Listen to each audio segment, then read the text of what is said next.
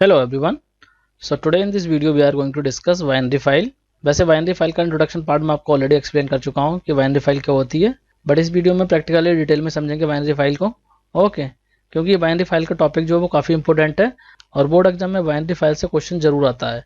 एक या दो क्वेश्चन हर साल आते हैं, तो ये काफ़ी इंपॉर्टेंट टॉपिक है, इसको ध्यान से समझिएगा।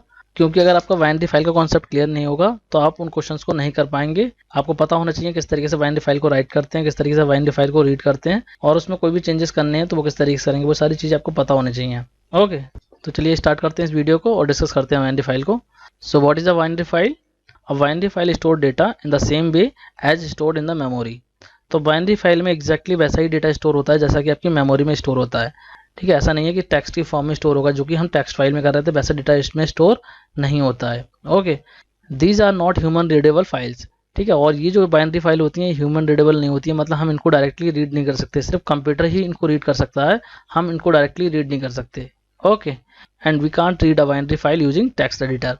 तो जब हम इसको रीड ही नहीं कर सकते हैं तो चाहे वो किसी भी टेक्स्ट एडिटर से हम इसको रीड करें वो रीड नहीं होगी हमारी फाइल। ओके, ये कंप्यूटर की अंडरस्टैंडेबल फॉर्म में होती है, ह्यूमन रीडेबल फॉर्म में नहीं होती है, तो इसीलिए हम बाइनरी फाइल को डायरेक्टली रीड नहीं कर सकते। ओके, प्रोग्राम की हेल्प से रीड कर सकते हैं बट डायरेक्टली इसको रीड नहीं कर सकते। ठीक है, क्योंकि अगर आप बाइनरी फाइल को रीड करने की कोशिश करेंगे तो कंटेंट हो सकता है आपको किसी और फॉर्म में डिस्प्ले हो। ओके, तो चलिए देखते हैं how we can write and read a binary file. Okay, तो चलिए प्रोग्राम की हेल्प से फाइल को राइट करते हैं और फिर इसको रीड करके देखते हैं। ओके, तो सबसे पहले मैं डेस्कटॉप पे एक फोल्डर बना लेता हूँ बाइनरी फाइल के नाम से, और इसी में हम सारा वर्क करेंगे।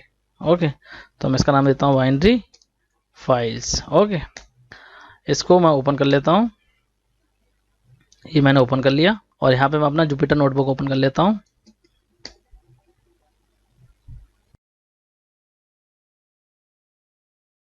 ओके, तो ये मेरा उसी डायरेक्टरी में ओपन हो गया है। ठीक है, देखिए अभी यहाँ पे कोई फोल्डर और कोई भी फाइल नहीं है। तो चलिए यहाँ पे प्रोग्राम लिखना स्टार्ट करते हैं। तो पाइथन सेलेक्ट कर लेता हूँ मैं। तो चलिए पहले फाइल को राइट करते हैं, तो यहाँ पे करते हैं विद ओपन, फिर यहाँ दे देते हैं फाइल का नाम, सपोज इसका नाम दे दिया file1। ओके, और देता हूँ डॉट डेट। डेट लगाया इसलिए कि बाइनरी फाइल है, और अगर डेट नहीं भी लगाएंगे तब भी हमारी बाइनरी फॉर्मेट में ही ओपन होगी। क्यों होगी? क्योंकि इस फाइल को हम बाइनरी मोड में ओपन करने वाले हैं। ओके, तो यहाँ पे मैं लिख देता हूँ इसका मोड, यहाँ कर देता हूँ मैं राइट करना है मुझे, तो मैंने W लगा दिया, राइटिंग मोड में ओपन करनी है, और मेरी ये बाइनरी फाइल है तो B लगाऊंगा मैं। मैंने आपको स्टार्टिंग में पढ़ाया था कि अगर आपको बाइनरी फाइल में राइट ऑपरेशन परफॉर्म करना होगा तो आपको W के साथ में B लगाना पड़ेगा। ओके, तो इसका मतलब बाइनरी फाइल है और राइटिंग मोड में हम इसे ओपन कर रहे हैं। ओके, आई होप आपको समझ में आ गया होगा। तो मतलब अगर यहाँ पे डेट नहीं भी लिखेंगे तब भी ये बाइनरी फाइल ही क्रिएट होगी। सपोज आप यहाँ पे TXT लिख देते हैं, ठीक है, तब भी आपकी ये बाइनरी फाइल ही क्रिएट होगी, क्योंकि हम इसको बाइनरी मोड में ओपन कर रहे हैं। तो यहाँ पे आप कुछ भी दे दीजिए, इससे फर्क नहीं पड़ता। अगर आप कुछ नहीं देंगे तब भी आपकी बाइनरी फाइल ही क्रिएट होगी। ठीक है, तो अभी इसका डेट ही दे देता हूँ मैं। ओके, इसके बाद में यहाँ कर देता हूँ एज और ऑब्जेक्ट का नाम। ठीक है, तो अब इस बाइनरी फाइल के अंदर मैं डेटा को पास करूंगा, डेटा डालूंगा इसके अंदर। तो डेटा डालने के लिए क्या करूंगा, तो सपोज कि मेरे पास में एक लिस्ट है, सपोज मैं नंबर्स की लिस्ट ले लेता हूँ, और ये नंबर्स की लिस्ट इस बाइनरी फाइल में मैं इंसर्ट करना चाहता हूँ। ओके, तो यहाँ पे सपोज मैं नंबर्स दे देता हूँ, सपोज दे दिया 5, 6, 7 और 8। ठीक है, ये लिस्ट बना दी मैंने एक नंबर्स की। ठीक है, और इसको मैं चाहता हूँ इस फाइल के अंदर राइट करना, तो मैं किस तरीके से करूँगा, तो यहाँ पे सेम टेक्स्ट फाइल की तरह करेंगे, एक वेरिएबल बना लेंगे। ठीक है, इसके बाद में यहाँ पे मैं इसके अंदर पास कर देता हूँ, किसकी हेल्प से करूँगा, ऑब्जेक्ट की हेल्प से, एफ डॉट राइट मेथड लगाऊंगा क्योंकि राइट कर रहा हूँ फाइल को। ठीक है, इसके बाद में इसके अंदर पास कर दूंगा लिस्ट को, तो लिस्ट के अंदर जो नंबर है वो चले जाएंगे मेरे डेटा में। ओके, आई होप आपको समझ में आ रहा होगा इतना। ठीक है, अब इतना करने के बाद में राइट ऑपरेशन कंप्लीट हो चुका है। अब इसको चला के दिखाता हूँ, क्योंकि हमने विद ओपन करके फाइल को ओपन किया है तो इसलिए फाइल को क्लोज करने की रिक्वायरमेंट यहाँ पे नहीं है। ओके, तो इसको मैं चला के दिखाता हूँ, और जब मैं इस प्रोग्राम को चलाऊंगा तो यहाँ पे एक एरर जनरेट होगा। एरर देखिए क्या आएगा, ये बताएगा कि जो आपने लिस्ट पास करी है ये बाइनरी टाइप की नहीं है। ठीक है, चला के दिखाता हूँ, देखिए ये देखिए यहाँ पे आ रहा है type error, a bytes like object is required not list. मतलब इसे क्या चाहिए, बाइट की फॉर्म में डेटा चाहिए, क्योंकि जो बाइनरी फाइल है वो सेम फॉर्मेट में डेटा को स्टोर करती है जैसा कि आपके कंप्यूटर की मेमोरी में स्टोर होता है। तो ये कह रहा है कि मुझे बाइट्स की फॉर्म में ही डेटा को एंटर करके दो आप, तभी मैं इसको स्टोर कर पाऊंगा बाइनरी फाइल में। ठीक है, तो इसको बाइट्स की फॉर्म में करने के लिए क्या करेंगे, जो लिस्ट है इसको कन्वर्ट कर देंगे बाइट्स में, तो यहाँ पे लगा देंगे बाइट्स मेथड। ठीक है, बाइट्स एक मेथड होता है, वो लगा देंगे, तो ये जो लिस्ट होगी वो बाइट्स में कन्वर्ट हो जाएगी। ये देखिए मैंने यहाँ लगा दिया इस तरीके से, और इसको कर देता हूँ क्लोज। ओके, अब मैं इसको चलाऊंगा प्रोग्राम को, तो इस लिस्ट का डेटा जो होगा वो मेरा राइट हो जाएगा फाइल के अंदर। ओके, मैं चला के दिखाता हूँ आपको, देखिए देखिए कोई एरर नहीं आया, इसका मतलब ये राइट हो चुका है। तो अब देखते हैं हमारी फाइल क्रिएट हुई या नहीं हुई। ओके, और फाइल किस नाम से क्रिएट होगी, फाइल 1 के नाम से। ठीक है, चलिए यहाँ पे देखते हैं।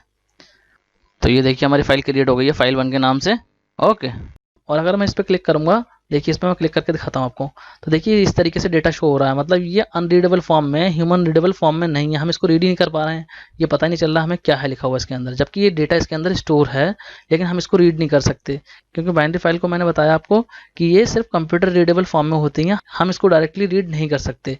अगर मैं इसी फाइल को किसी और टेक्स्ट एडिटर से ओपन करके दिखाऊँ, चलिए मैं इसको नोटपैड से ओपन करके दिखाता हूँ आपको। मैं इसको नोटपैड में ओपन करके दिखाता हूँ। देखिए फाइल को, ये मेरी फाइल 1 है, इसको ओपन करता हूँ। यहाँ पे देखिए नोटपैड में, तो यहाँ पे भी देखिए डेटा रीडेबल फॉर्म में नहीं है, ये बॉक्सेस बने हुए आ रहे हैं, इसको हम रीड नहीं कर पा रहे हैं क्या डेटा है ये। ओके, आई होप आपको समझ में आ गया होगा। तो इस फाइल के कंटेंट को देखने के लिए हम इस फाइल को करेंगे रीड। ठीक है, इसी को हम प्रोग्राम की हेल्प से रीड कर सकते हैं। ठीक है, रीड करने के लिए क्या करेंगे, देखिए यहाँ पे मैं रीडिंग के लिए कोड लिख देता हूँ। ऐसा करता हूँ मैं, इसको मैं पूरा फंक्शन के अंदर डाल देता हूँ। यहाँ पे डालता हूँ डेफ, और ये मैंने राइटिंग के लिए कोड लिखा था तो मैं राइट लिख दे रहा हूँ। ठीक है, ये पूरा फंक्शन के अंदर डाल दे रहा हूँ मैं कोड।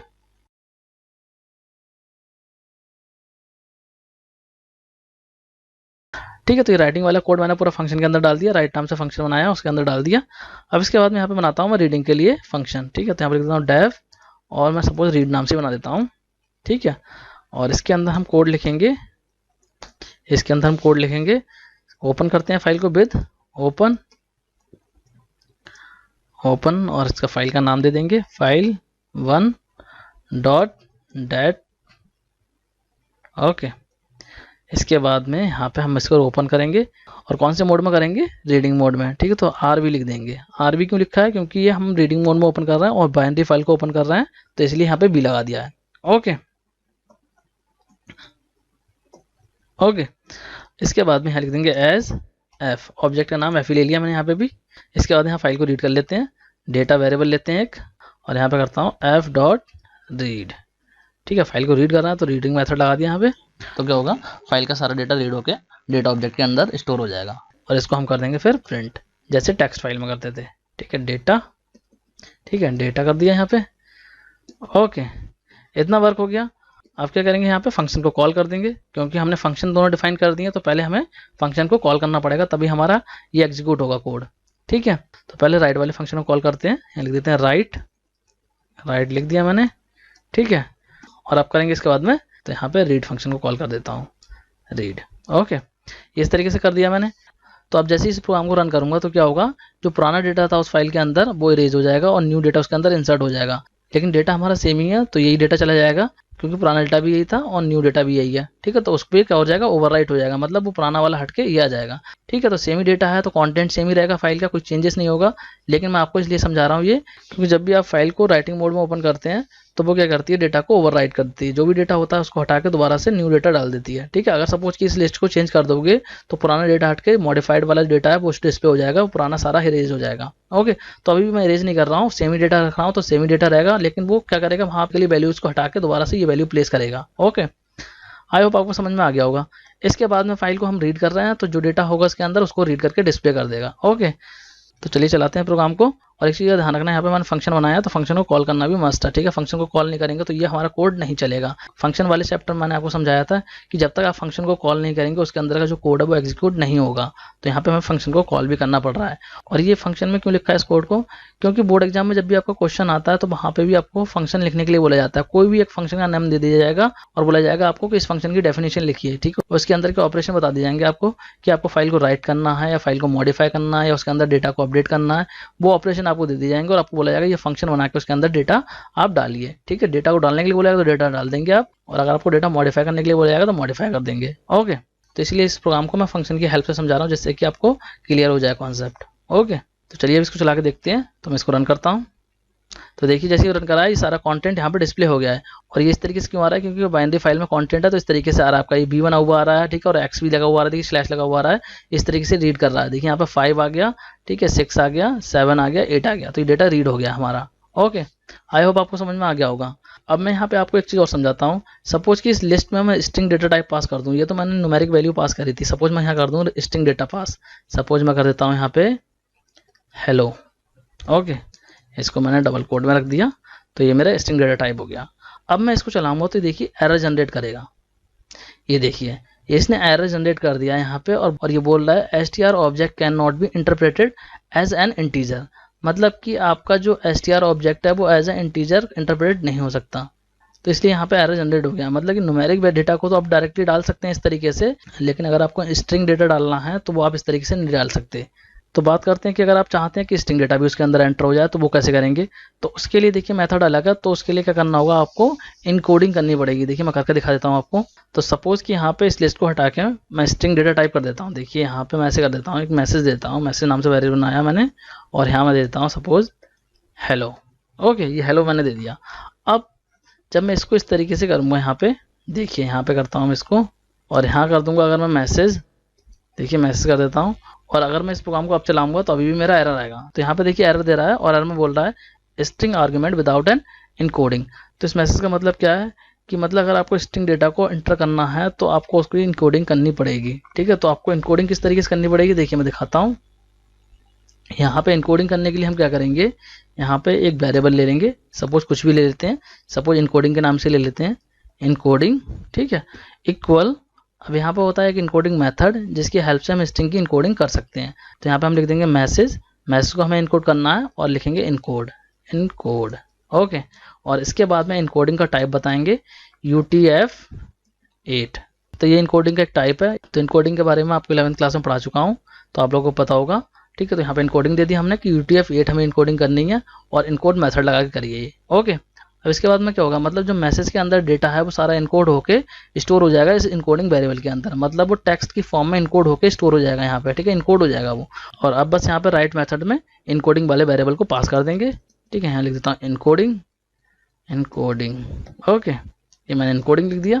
तो अब क्या होगा, जो भी इनकोडिंग के अंदर डेटा होगा वो यहाँ पे डेटा वाले वेरिएबल में पास हो जाएगा, और उसकी हेल्प से मेरा फाइल में डेटा राइट हो जाएगा। ओके, बाकी रीड वाले में सेम ही रहेगा, इसमें कोई चेंज नहीं होगा। बस आपको राइटिंग के केस में कोड को चेंज करना पड़ेगा, मतलब आपको इनकोडिंग डिफाइन करनी पड़ेगी। ओके, कि जो भी स्ट्रिंग है वो किस तरीके से इनकोड हो। ओके, अब मैं इस प्रोग्राम को चला देता हूँ। तो देखिए यहाँ पे आउटपुट आपको मिल गया है। देखिए हेलो यहाँ पे आउटपुट आ गया है। ओके, तो आपको अगर स्ट्रिंग डेटा को राइट करना है फाइल में तो आपको इनकोडिंग डिफाइन करनी पड़ेगी इस तरीके से, जो मैंने यहाँ पे लिखी है इस तरीके से आपको इनकोडिंग डिफाइन करनी पड़ेगी, तभी आप राइट कर सकते हैं स्ट्रिंग डेटा को, वरना आप डायरेक्टली स्ट्रिंग डेटा को राइट नहीं कर सकते। ओके, इंटीजर डेटा तो आपका डायरेक्टली राइट हो जाएगा, but string data directly right नहीं होगा, उसके लिए आपको इनकोडिंग डिफाइन करनी पड़ेगी। तो आई होप आपको समझ में आ गया फाइल को किस तरीके से राइट करना है और किस तरीके से रीड करना है। ओके, तो अब बात करते हैं कि आप चाहते हैं कि सारा झंझट आपको नहीं करना पड़े, मतलब ये इनकोडिंग नहीं करनी पड़े टेक्स्ट की, आप जो चाहें उस फॉर्म में आप दें डेटा और वो आपका ऑटोमेटिक इंटरप्रेट हो जाए, मतलब ये सब करना ना पड़े, आपको इनकोडिंग करनी ना पड़े। बार बार आप इनकोडिंग डिफाइन कर रहे हैं, फिर आप बता रहे हैं कि कौन सी इनकोडिंग होगी इसकी, और अगर आप इंटीजर टाइप का डेटा दे रहे हैं तो आप उसको पहले बाइट्स में कन्वर्ट कर रहे हैं। तो आप चाहते हैं ये सारी चीज़ आपको नहीं करनी पड़े, तो इसके लिए आपको फाइल को रीड एंड राइट करना पड़ेगा with the help of pickle module. Okay, तो पिकल मॉड्यूल की बात कर लेते हैं कि पिकल मॉड्यूल क्या होता है। Okay, so writing and reading a file using pickle module, कि जो सारी चीज़ें मैंने आपको बताई वो सारी झंझट आप चाहते हैं नहीं करना पड़े आपको, तो आप पिकल मॉड्यूल की हेल्प से कर सकते हैं ये सारा काम, और वो सारी चीज़ें आपको करनी नहीं पड़ेंगी। ठीक है, तो ये देखिए पिकल मॉड्यूल क्या होता है। It provide us the ability to serialize and deserialize object, to convert object into bit stream which can be stored into files and later be used to reconstruct the original objects. Okay, तो ये जो pickle module होता है ये आपके object को bit stream में convert कर देता है जिससे कि वो फाइल में स्टोर हो पाए। ठीक है, जो भी डेटा होता है आपके ऑब्जेक्ट में उसको बिट स्ट्रीम में कन्वर्ट कर देगा जिससे कि वो फाइल में स्टोर हो पाए। ओके, आई होप आपको समझ में आ गया होगा। तो अब बात करते हैं पिकल मॉड्यूल के मेथड की, जिनकी हेल्प से हम डेटा को राइट या रीड करते हैं। ओके, तो चलिए देखते हैं दोनों ही मेथड को। तो जो पहला मेथड है पिकल मॉड्यूल का वो है हमारा डंप। ओके, तो डंप फंक्शन का काम क्या होता है, dump function is use to store object data to the file.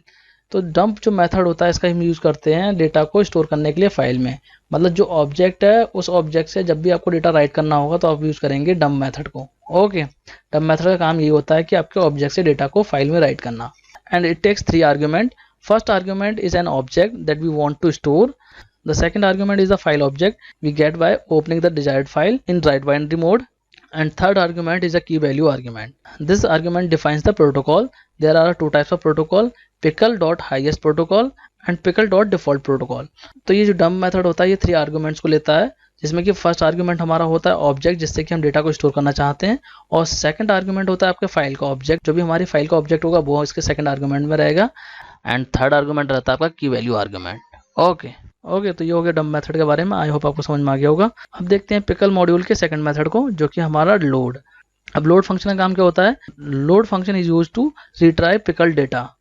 तो इसका मतलब है लोड जो हमारा मेथड होता है, इसका काम होता है डेटा को रिट्राइव करने का। जो भी पिकल डेटा है उसको रिट्राइव करना, मतलब कि जो भी डेटा आपके फाइल में है उसको अगर आपको रीड करना है, उस डेटा को अगर आपको डिस्प्ले कराना है, तो आपको यूज करना पड़ेगा लोड मेथड। जो लोड फंक्शन हमारा, इसके हेल्प से ही आप डेटा को रीड कर पाएंगे, अदरवाइज आप डेटा को रीड नहीं कर पाएंगे। इसी को आपको यूज करना पड़ेगा डेटा को रीड करने के लिए। Okay, and the steps are quite simple.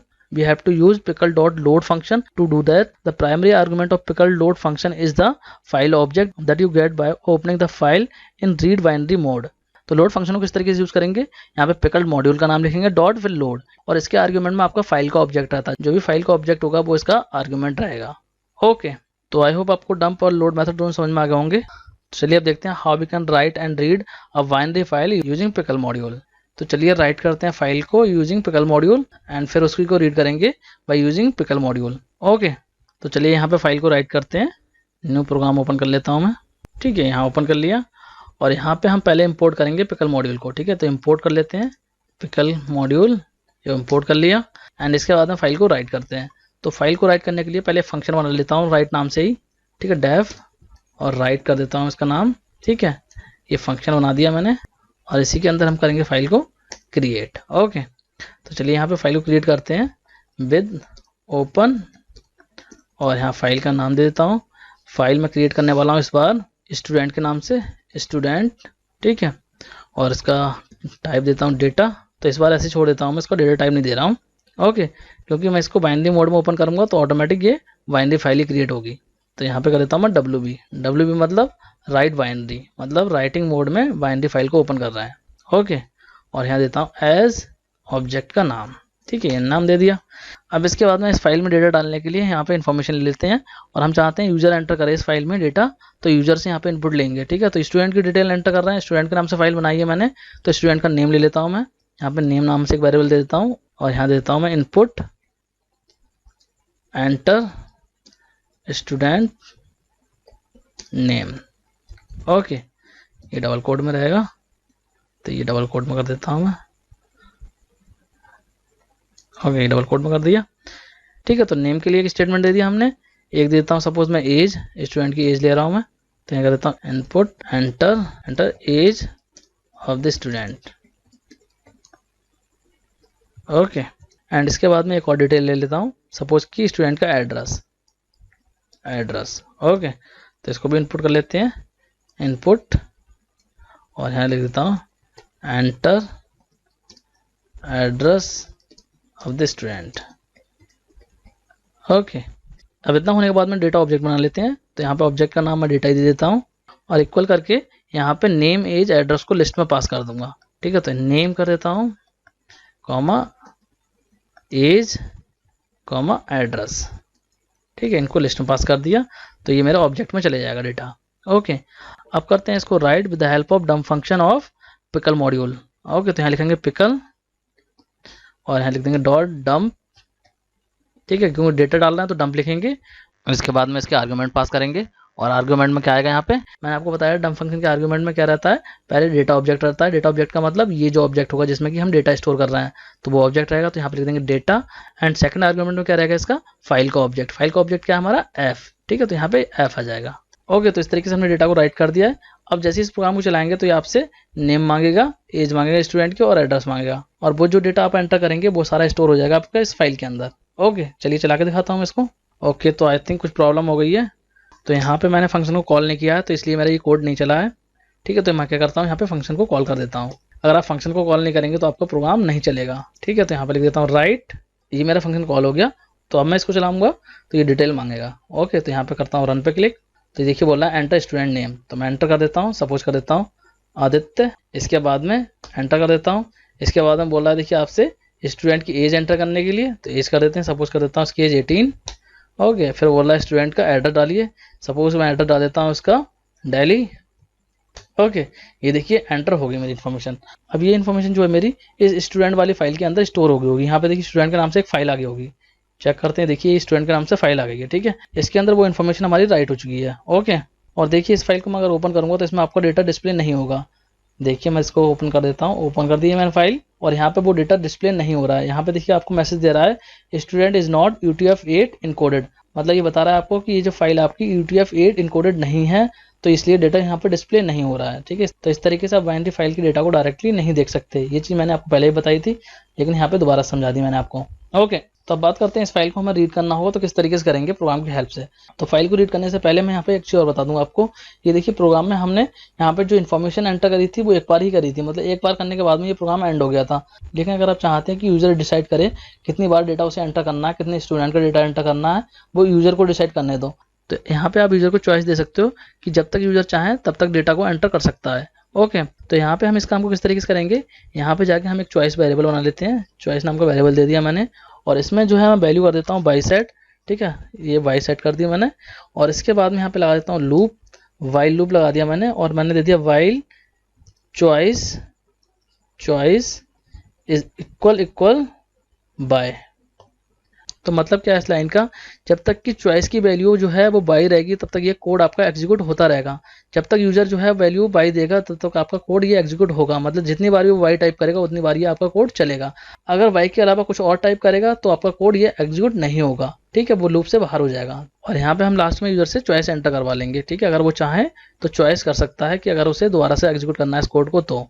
ठीक है, तो मैं कर देता हूँ चॉइस इक्वल, यहाँ पे देता हूँ इनपुट, और यहाँ मैसेज दे देता हूँ enter by to add more record और टाइप n।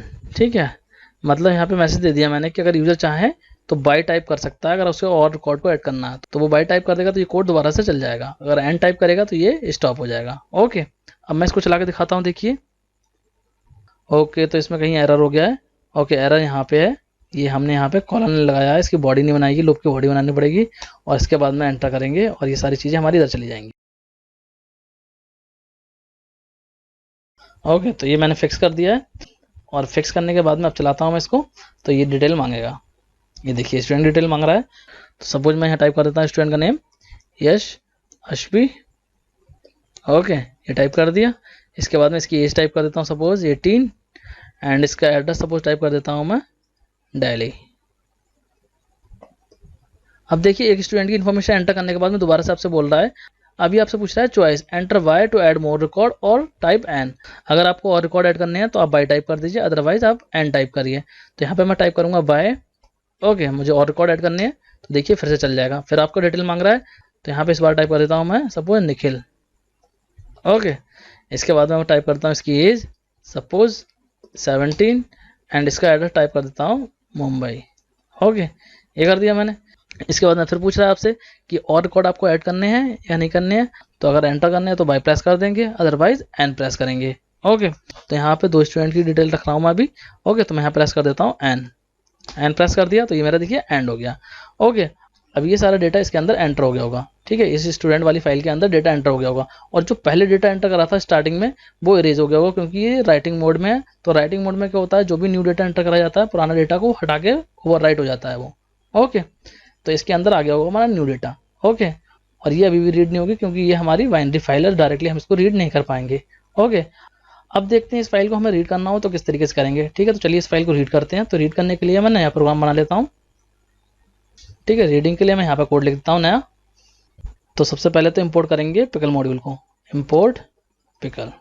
ओके, कर लिया। इसके बाद में यहाँ पे रीडिंग के लिए कोड लिखते हैं। तो रीडिंग के लिए भी मैं फंक्शन बना लेता हूँ। ठीक है, डेफ, और मैं इसका नाम देता हूँ रीड। ठीक है, डेफ रीड के नाम से मैंने फंक्शन बना दिया ये। ओके, इसके बाद में यहाँ पे फाइल को ओपन करते हैं विद ओपन फाइल का नेम है मेरा स्टूडेंट। ओके, एंड इसके बाद में यहाँ देंगे ओपनिंग मोड। तो कौन से मोड में ओपन कर रहे हैं हम, रीडिंग मोड में, तो आर लिख देंगे। और कौन सी फाइल है हमारी, बाइनरी फाइल, तो बी लिखेंगे। ठीक है, तो आर भी हो जाएगा। ओके, और ये आपका रहेगा सिंगल कोड या डबल कोड के अंदर। ठीक है, तो ये इस तरीके दे दिया। एंड एज ऑब्जेक्ट का नाम, तो यहाँ पे एफ ही दे देता हूँ ऑब्जेक्ट का नाम। ओके, आप क्या करेंगे, यहाँ पे डेटा ऑब्जेक्ट बनाएंगे। ठीक है, डेटा ऑब्जेक्ट का नाम कुछ भी दे सकते हैं आप, एक तरीके से वेरिएबल की तरह है ये। तो मैंने डेटा दे दिया इसका नाम। एंड इसके बाद में लगाएंगे यहाँ पे load function of pickle module, क्योंकि हमें फाइल को रीड करना, फाइल को लोड करना, तो यहाँ पे हम लोड फंक्शन को यूज करेंगे पिकल मॉड्यूल के। ओके, तो यहाँ पे लिखता हूँ पिकल एंड डॉट लोड, ठीक है। और लोड के अंदर आर्गुमेंट क्या रहेगा, मैंने आपको समझाया था आर्गुमेंट क्या रहता है, जो भी फाइल का ऑब्जेक्ट होता है वो एज ए आर्गुमेंट यहाँ पे पास हो जाएगा। ओके, ये मैंने एज ए आर्गुमेंट पास कर दिया। अब बस मेरा डेटा जो है वो रीड हो जाएगा, तो यहाँ पे कर देता हूँ इसको प्रिंट डेटा। ओके, अब मैं इस फंक्शन को कॉल कर देता हूँ, तो यहाँ पे कर देता हूँ फंक्शन को कॉल रीड, ये फंक्शन कॉल कर दिया। अब मैं इस प्रोग्राम को चलाऊंगा तो मेरा डेटा रीड करेगा उस फाइल से। ओके, कौन सी फाइल से, स्टूडेंट वाली फाइल से। देखिए चलाता हूँ, तो देखिए इसने रीड कर लिया डेटा यशस्वी 18 एंड दिल्ली। अब इसने देखिए यहाँ पे सिर्फ 1 स्टूडेंट के डेटा को रीड किया है, मतलब सिर्फ ओनली जो फर्स्ट रिकॉर्ड है उसको रीड किया है, सेकंड रिकॉर्ड को रीड नहीं करा है। मतलब क्या है, अगर हम इस तरीके से फाइल को रीड करेंगे तो जो भी फर्स्ट रिकॉर्ड होगा ये उसको ही रीड कर लेगा और बाकी के रिकॉर्ड को छोड़ देगा। तो अगर हमें सारे रिकॉर्ड रीड करने हैं तो हम क्या करेंगे, यहाँ पे लूप लगा देंगे। ओके, तो किस तरीके से लगाएंगे लूप, देखिए यहाँ लिख देंगे हम वाइल और लिख देंगे ट्रू। ओके, और इसके बाद में इसको इसकी बॉडी में ले लेते हैं एंड ये आ जाएगा यहाँ पे। ओके, अब मैं चलाता हूँ इसको, देखिए तो ये देखिए सारे रिकॉर्ड को इसने रीड कर लिया है, जितने स्टूडेंट की डिटेल हमने एंटर करी थी वो सारी इसने रीड कर ली है। लेकिन यहाँ पे अभी भी प्रॉब्लम है। प्रॉब्लम क्या है, देखिए अभी भी इसमें एरर आ रहा है नीचे, देखिए आपका एरर आ रहा है। एरर में क्या आ रहा है, एंड ऑफ फाइल एरर। जो एंड ऑफ फाइल एरर है ये डिस्प्ले हो रहा है। अब इस एरर को अगर हमें हटाना है तो हम यूज करेंगे एरर हैंडलिंग को। ओके, एरर हैंडलिंग को कैसे करेंगे, एक्सेप्शन दे देंगे हम एरर को। तो देखिए एरर हैंडलिंग किस तरीके से यूज करेंगे, यहाँ पे हम यहाँ पे जाएंगे हम और यहाँ लिख देंगे ट्राई। ओके, और इसकी यहाँ पे बॉडी बना देंगे एंड ये इसकी बॉडी में आ जाएगा वाइल लूप। यहाँ पे इसकी बॉडी में आएगा ये वाइल लूप।